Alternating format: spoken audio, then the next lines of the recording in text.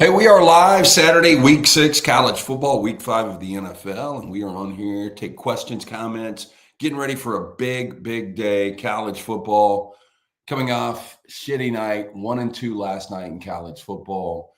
And if Delaware makes a kick at the end of regulation, I think we get that game. Well, we get that game to overtime, and I think we get the total there.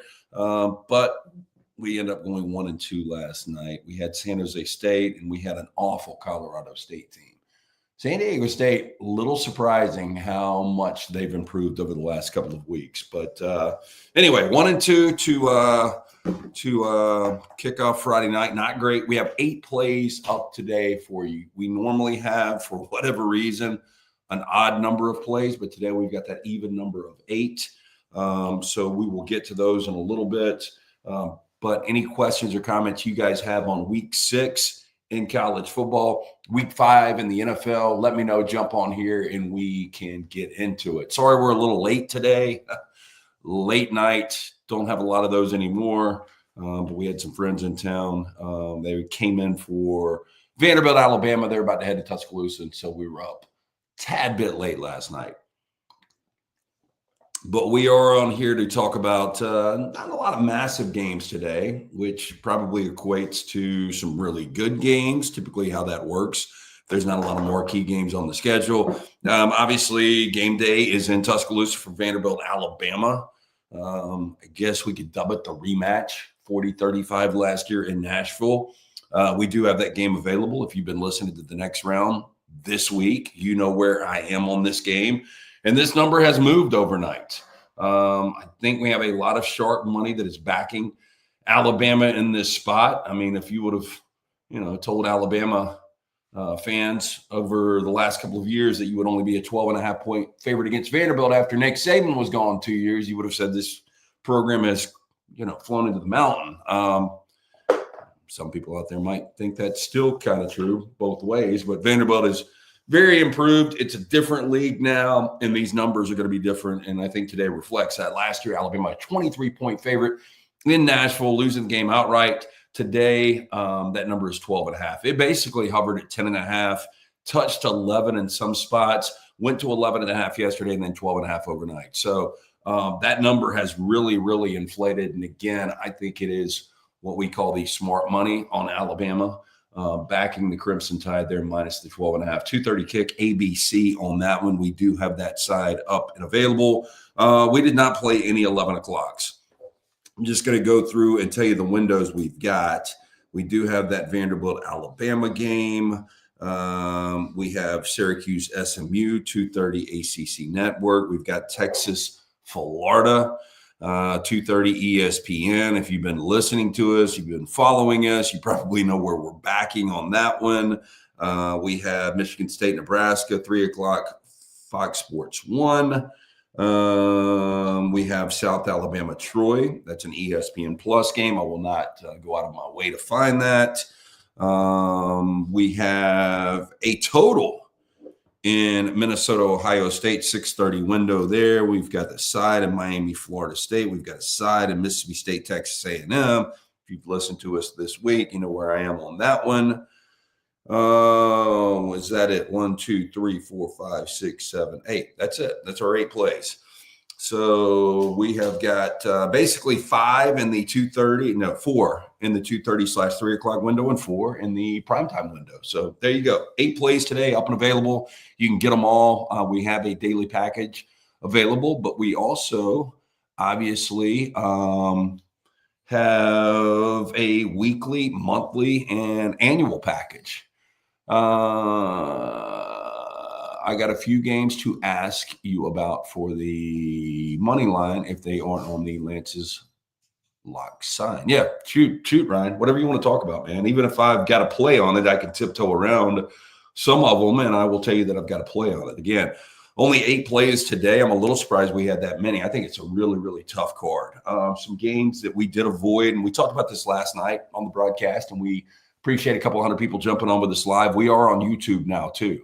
So like, subscribe. We would appreciate that. We're trying to build a little presence there, and we're going to try to be more active doing this stuff. I promise we are. Just a lot going on in my world, but good things. But this is an important part of that, and we want to win for you guys, and we have won. We are up in college football. We're up big in the NFL, and we will continue that week 6 of college football today, and obviously week 5 of the NFL tomorrow. Any of those games you guys want to get into, again, I have set my DraftKings lineup today. By the way, I blew it out in one of our DraftKings last Saturday. I think it might have been the night session. Maybe it was a day session, like 220 something points, which, I kicked myself in the ass for not playing the national, some of these contests, because, you can win some pretty good money. I've actually had some friends that have won thousands and thousands of dollars. My problem there is I don't think I would ever pull the money out. I would just continue to let it bleed until it's actually gone. And that's what I've done for 4 or 5 years. But it's so much fun to play these, in my opinion. But I do have an early fantasy team set in a little league we do with some listeners, some viewers, and some of our internal staff. So that's set. So any of those you want to talk about? Ryan, you prefer YouTube or X to ask questions? I really don't know. The laptop I'm looking at right now, I'm looking at your question. So I think you have presented it via X, but I'm not positive on that. So I really don't care. You guys can jump on here. Would love to build both. But we started originating this on X. Honestly, only way I knew how to do it. And then Brooks, our newest employee at Double Down Media, actually put this together on StreamYard, where it goes to YouTube as well. So either or, but appreciate you following us on both. And again, any questions you want to throw out there on today's card, week 6, we would appreciate that. We are 56 roughly minutes away from the 11 o'clock kicks. Games of interest, Clemson and North Carolina. I heard Bill Belichick interviewed just a little bit ago. Nick Saban made sure he dropped shit on the air to Belichick. I don't know if you guys saw that. Again, it was a very, very boring Bill Belichick interview. But that game specifically in Chapel Hill, both of these teams have been awful against the number. North Carolina 4-15-1, their last 20 out against the spread, 1-9 against the spread their last 10 home games. But on the other side, Clemson's offense, and it really is baffling in year 3 under Garrett Riley, when you've got such an experienced quarterback in Cade Klubnik, how you're only averaging 19.7 points per game, which is 116th nationally. They're 0-5, their last 5 out against the spread. I've talked about this. Clemson, Georgia, Texas, a lot of these powers just aren't covering the numbers. And I think, again, this is a reflection on why these numbers are dropping. Like Clemson, North Carolina before the season, even on the road, I would have said this number was 24. Now you can get it at 14 because they have overinflated some of these numbers. And with all of the parity and balance we have now in college football, they've had to adjust these on the fly. Again, Alabama, 23 last year on the road in Nashville this year, down to 12.5. So there is an adjustment on these numbers. Clemson has ticked to 14.5. I think this is a good play. Both are coming off a bye. North Carolina has been absolutely awful against Power 4 teams. They've been outscored 82-23. So I just think this is a spot. Cade Klubnik, 94th right now in QBR. He has been really, really bad. But Antonio Williams getting that extra week to get back healthy. We have not seen him healthy the entire year. Got hurt against LSU in the opener, and it's affected the offense. Should it affect the offense to this level? No, it should not. But I do think there's a little pop resurgence with Clemson today coming into this game at 1-3. I would lay the 14.5. You guys know I have a sour history with 11 o'clocks, the early windows. So I will not play this game. But if I was betting this game, I would lay the 14.5. I think it is a very, very strong play for you guys out there in the 11 o'clock window. And, hey, how about this? If you don't get it, you can cuss Dabo. Always fun there. Back to Ryan. I got 3 games. You had to pick a side. UNLV at Wyoming, Kansas at Central Florida, and Iowa State at Cincinnati. Appreciate it, brother. Appreciate you, Ryan. Thank you for the questions there. We will start in Wyoming tonight. Always a fun backdrop. I just wonder what that weather is going to be like. Just such a scenic stadium there. Craig Bowl, I thought that this team by now would be a factor in the Mountain West, and they really haven't been. And maybe it's just because Wyoming, even with a guy like Josh Allen, is never a factor. But this is an interesting game because you have Dan Mullen coming off a bye, and Dan Mullen's team has been up and down, but they find ways to win. I mean, they're sitting at 4-0. They're one of 20 undefeated teams in the FBS right now, taking on a 2-2 Cowboy squad. And the number is only 3.5. I liked Wyoming early. I almost gave this out, but I kind of like the under a little bit more in this game. The total is 50.5, but you asked about side. So if I was playing a side, just straight up, I think UNLV wins the game, but 3.5, that hook. If I could get this under 3, I would not love. I would feel a lot better about backing UNLV. I do think UNLV wins the game. I mean, money line minus 175, I wouldn't lay that. Probably would buy this thing down to 3.5 or even pay a full 40 cents and buy this full point and get it down to 2.5. I think Wyoming can be tricky at home, but the more I think about this game, again, I'm staying away from it. And there's a reason. I think UNLV will win the game, though. Kansas at Central Florida. I think Kansas is about to start rolling to a Kansas degree, whatever that's worth. I think Kansas has been better, or they're better than advertised. They haven't played well up until this point, and they haven't been good on the road. Lance Leipold, as much as I respect him as a head coach, and Jalen Daniels, when healthy, as a quarterback. Kansas sitting right now at 3-2. They're 1-6 straight up their last 7 on the road. So they haven't figured out the road thing yet. I do think Scott Frost getting Central Florida out to 3-0 is a nice story. They came back to reality last week. We told you they would against Kansas State. And, I think right there in the Sunflower State, I think Kansas keeps it going a little bit today. I would lay the 4. I mean, UCF right now statistically, and by the way, only 2-5 in their last 7 against the spread. Some of these teams are going to cover today, I promise. But the Knights are 21st in scoring defense, only giving up 15 points per game.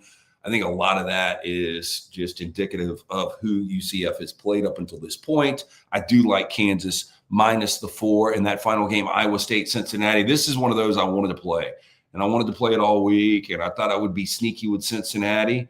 In my opinion, a lot of the bettors are getting a little more intelligent out there. And just because you see by one team a 14 ranking and the other team unranked, and the other team is favored, there is a reason behind that. And because Cincinnati is a good team. Now, in these spots under Scott Satterfield, they haven't been good. When you look at their last 19 games played in Cincinnati, they're 4-15 against the number, which is really, really interesting. And Iowa State, I talked about Kansas and their struggles on the road. Iowa State has won 9 of their last 10 on the road in the Big 12. That's impressive. Some of you guys that are 40 plus remember how shitty this Iowa State program was. And now they're looking to start 6-0 for the second straight year, which is incredible. I mean, before Matt Campbell, there was one season in the history of Cyclone football where they started 6-0. Now they're about to do it, maybe if they get the win today in back-to-back years. With all that said, I like Cincinnati. I think Brendan Sorsby is one of the more underrated quarterbacks in college football. He's already got 14 touchdowns. Iowa State is missing both of their cornerbacks. Became a really difficult game for me. I would love in this spot to be able to catch Cincinnati plus 3.5. But again, new world in college football, new numbers out there. Everything is tightly adjusted to where we are with the balance in college football. So this number is probably right at 1.5. So I do like Cincinnati. I liked it a lot more earlier in the week, so I am avoiding that. So, Ryan, I hope I answered your question. And I've talked myself into UNLV, Kansas, and Cincinnati. So we would have 2 road teams and 1 home team there. Let's see. Which Saturday morning live movements are looking nice to you? I think Alabama is. And, if you don't watch us during the week on the next round, we would appreciate you tuning in and liking and subscribing there. And you can catch us on a million different platforms. We appreciate YouTube. With that said, I've been talking Alabama up the last couple of days, and I think this is a ripe spot for Alabama. I really do. And there's a lot of factors that go into that for me. First of which is this game is played in Bryant-Denny, and Kayla DeBoer is yet to lose there. I think this crowd is going to be juiced. I've got friends in town. I got a buddy brought his wife, and they had planned this in the offseason. He's like, I think one of these nice, fall weekend games is going to be Vanderbilt in Tuscaloosa, and it'll be a good game for us to go to and leave at halftime. Nobody envisioned, even after Vanderbilt won this game 40-35 last year in Nashville, for this to be this monstrous of a game. And Vanderbilt now a number 16 at 5-0 coming into this game, and Vanderbilt to be 5-0 for only the second time in 80 years, pretty incredible. Diego Pavia 12-6 as the starting quarterback. Again, this number was 23 last year with Alabama on the road. Now it is adjusted. It was 10.5 basically the entire week till yesterday, where it tipped up to 11.5, and then overnight it's 12.5. But back to your original question, Monty, I like where Alabama is. It's ranked versus ranked. Kalen DeBoer is 12-2 in those matchups.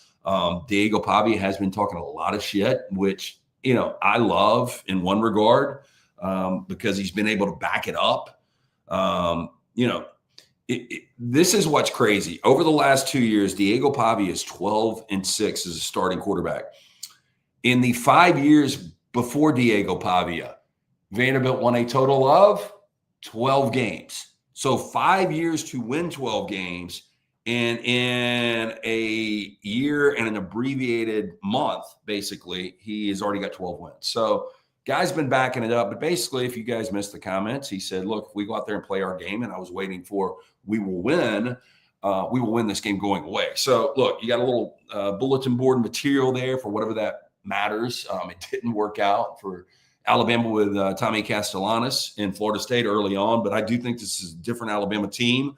We'll get to the Florida State matchup with Miami here in a little bit. Because I think a lot of people are going to measure Alabama against that Florida State team based on what happened in week 1 in Tallahassee. But I do think Alabama's in a really, really good spot for this game. Ty Simpson has been fantastic. Now, look, everybody knows the number. Alabama is an SEC best +7 in turnover margin. They are the only the only Power 4 team that is yet to turn the football over. So Ty Simpson has been incredible. And look, you can say what you want when it was Louisiana Monroe and it was Wisconsin, but now you throw Georgia in there. And the fact of the matter, his last 3 outings, 65 of 84, that's a 77% clip, 9 touchdowns, no picks, and 884 yards. He has been absolutely fantastic. So I do think with the way he is playing right now, I think that is massive for Alabama. And I think he is obviously going to be one of the bigger difference makers. I haven't figured out Kane Womack's defense yet. They are 28th in scoring defense. I think at the end of the year, if you were like, it's a top 30 scoring defense and they're holding opponents to 16.5 points per game, I think all Alabama fans would line up for that. And I think that would equate to Alabama getting to a college football playoff under Kalen DeBoer. But that is the line movement that really jumps out to me. And that's the one that I am really, really taking a look at. Let's see. I know I've got some more comments in here, but I can't click onto it. So, Ryan, good shit, LT. Thanks, man. No problem. Again, appreciate you guys jumping on here. We have 172 live. We're going to go probably 10, 15 more minutes. Any questions you guys do have for anything on week 6, whether it's a side, a total, a lean, and I'll give you some more leans here in 1 second. Just wanted to reset this. Last week, we were 7-4 in college football. We are winning right now in college football. We were 4-2 in the NFL. We're definitely winning in the NFL. It's all coming together. Rough night last night, 1-2 if you're just jumping on. We started it off. We had the over 61.5. Delaware, really a surprise team in CUSA. And Western Kentucky, the 2 top offenses in CUSA. And I thought we would have an absolute shootout. And I was completely wrong. Just some long first half drives. The game basically flew under the first half, and then we got it back adjusted in the second half, and Delaware had an opportunity with what I think was a 45-yard field goal. If he makes it, he pretty much missed it pretty bad to the right. If he makes it, that game goes to overtime at 27 all, and we get that total at that point. There's no doubt about it. So we didn't get it, and then we go on. We have San Jose State. I thought that was a great play last night. It was my favorite play of the night. We get home with the Spartans, but then late night, we had Colorado State, and they are absolutely awful. I will be avoiding the Rams moving forward, and they've had a little quarterback situation there. But San Diego State has, give them credit, they have done a good job of adjusting and getting this thing going in the right direction. But I did go 1-2 last night. So we look to bounce back big with 8 plays today. Again, we've got 4 in the 2:30 window / 3 o'clock because we do have the FS1 game, Michigan State, Nebraska in Lincoln. We've got a side on that. And then we have 4 games tonight starting at 6 o'clock with South Alabama and Troy, and then 3 6:30s. One on NBC with Minnesota, Ohio State. We've got a total on that one. We've got the side in Miami, Florida State, 6:30 ABC, and then the side Mississippi State, Texas A&M, 6:30 SEC Network. Again, any games you guys want to talk about, let me know. I will let you know on late scratches for me. I scratched Washington, and travel did concern me, and how beat up is Washington coming off really a beat down against Ohio State. I thought Washington, I don't want to say they were impressive because they lost the game by 18 at Husky Stadium where they had won 22 consecutive games. But Damon Williams is really, really good. He didn't, turn the football over. The moment didn't look big. He was 18 to 22, almost 200 yards. It was 7-3 at halftime. They were very much into this game, but they couldn't block up front. And, I do a show called Unlocked with Brock Heward, former Fox analyst, every Monday, former Husky quarterback. And, after week 1, where we ended up backing against that shitty Colorado State team, I cannot believe Washington didn't cover that game.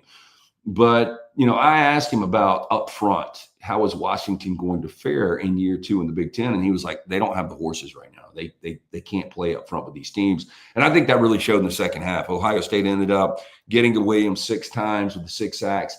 It's an Ohio State defense under Matt Patricia, first-year coordinator there, that has allowed a total of 22 points through 4 games. It is a great defense. So I really don't take much away from that. I think Washington will score a lot of points today against Maryland.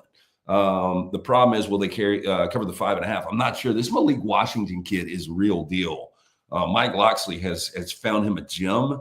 And Loxley was in a lot of trouble coming into the season. I still don't think this Maryland team is going to be very good, but they are 4-0 currently at the moment. The defense is only allowing 10.7 points per game, which is 7th in the FBS. I mean, even if they double that, that would be impressive if the Terrapins are holding opponents to 21 points per game. They are 2-5, their last 7 against the number. Washington 2-4, their last 6 against the number. Again, these trends, it's pretty incredible. All of these teams, it seems like nobody's covering, and obviously this is a 50-50 thing. So again, hopefully we're on 7 sides that we'll cover in one total out there. But I did like Washington. They are averaging over 43 points per game. This offense to me is real deal. Wasn't last week against Ohio State, but you kind of get that because to me that is the elite unit right now in college football. But I liked Washington minus the 5.5 for whatever that's worth. It was one of my late scratches. Malik Washington sooner or later is going to have that bad game. But my fear was Washington getting beat up in Seattle and then traveling back East Coast. But I did lean Washington there. Where else are we on the schedule? Just jumping around. Again, 8 plays up and available for you. I gave you guys a lean on Clemson. Another one, and this seems too easy, is one of the reasons I stayed away from it. And as we know, if you've been wagering for a while, nothing is easy in this space. But I took a look at this total, and let me pull this up real quick. Virginia at Louisville. Now, Virginia coming off the incredible upset at home in Charlottesville last Friday night. We did back the Cavaliers plus the points against Florida State. Now they're catching 6.5. Undefeated Louisville hosting 4-1 Virginia. There is a good chance the winner is going to represent in the ACC championship game. Said this earlier this week. I believe winner in this game and then winner Miami, Florida State. That is going to be your matchup in the ACC championship game. Again, a lot of football to be played, but Louisville and Virginia are both legitimate teams. With that said, my lean here was Virginia coming off that 46-38 win over Florida State, even where Chandler Morris turned it over 3 times. And I think Chandler Morris is a pretty damn good quarterback. Virginia is averaging right at 46 points per game, 8th in the FBS. They have been covering 4-1 under Tony Elliott their last 5 outs. Now they're playing a Louisville team that's won 17 of the last 20 at home, but they're 24th in scoring offense, over 38 points per game with Miller Moss at quarterback, and Jeff Brohm knows how to dial it up. One of the better play callers in college football. I like that over at 60.5. It seemed way too easy, though. So if for whatever it's worth, if you're looking for something that I did trash late, it was over 60.5 in that ACC matchup, ESPN2 at 2:30. So just giving you guys a couple that I shook late. Ryan, I'm really liking Cal Bears straight up against Duke.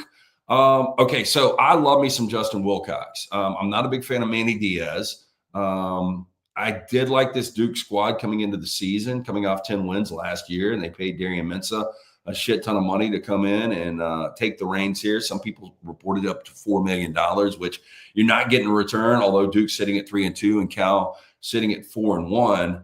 I kind of lean Cal here plus the points too late night. I did take a look at this game. I have been on Duke way too many times already this year. One of the reasons I stayed away from it. And, now that I look at this, San Diego State's defense has gotten really, really good. And, I didn't understand how Cal 3-0 coming off a Minnesota win, goes into San Diego to take on the Aztecs. They're a 14-point favorite, and they get shut out 34-0. I think this is more of an indictment on where San Diego State is right now. Cal then bounces back with a win on the road, going all the way to the East Coast. One of the worst travel schedules for any team right now in the Power Four is what Cal has to deal with in the ACC. So I guess they're getting used to this, but going back across the country and winning that game and now sitting at 4-1 with a true freshman quarterback. I think I would play Cal plus the points here. So hopefully that answered your question, Ryan. Look, you guys have a wonderful day. We're roughly 30 minutes away. And we're about to get that hillbilly Theo Vaughn on to do game day, celebrity picker today. A lot of people are pissed off about that. I don't know if it's because Theo took a shot at Alabama. He takes shots at everybody, which is fine. And actually, full disclosure, I went to see him this past April. It was one of the Christmas gifts to my boys, and I took Jack and Jason Ryan to see him at the Tuscaloosa Amphitheater, and I do like how politically incorrect he is, but I'm not a huge Theo Vaughn fan. But we will see how he does on the panel. Hopefully he will give Nick Saban some shit today. That could always be fun. But look, we only get so many of these Saturdays. I've said it before. We are already in week 6. I don't want to point out the obvious that I'm not going to say we're halfway through the college football season, because we're not. We are just cracking October. This is the best month. We like to be cheesy and call it Locktober. But we're coming off of 1-2 last night. We're 3-3 in Major League Baseball. We stayed away from the divisional matchups. We will have those, I promise you, tomorrow, along with NFL. 3 of the first 4 NFL Sundays, we've been 3-0. So we are killing it in the NFL. Let's have a big day. Let's have our first perfect day here ever on a Saturday. 8 plays up and available. Again, we don't have any early games. You got plenty of time to settle in, run to the store, get your drinks of choice. Ryan says, cracking the first beer in a few. Cheers, LT, and best of luck. I'm forced into this. I told you guys I've been waiting till like 2:30 most days on Saturdays now, or at least noon. But now with people in town, I'm probably going to be forced into cracking that first beer in a few as well, Ryan. So be safe wherever you are out there. Let's win some money. Again, 4 2:30/3 o'clock games, 4 6 o'clock/6:30 games up and available for you guys right now at lanceslock.com, where there's a free play every single day. If you have any questions or comments how we can do this better, shoot me a DM. I had a guy shoot me a DM last night. Well, it wasn't even a DM, because somebody pointed this out to me, and this guy said, I just want to get this right. He called me a lying crook. And so I sent him a direct message and I said, lying crook, what are you talking about? And he did respond, you.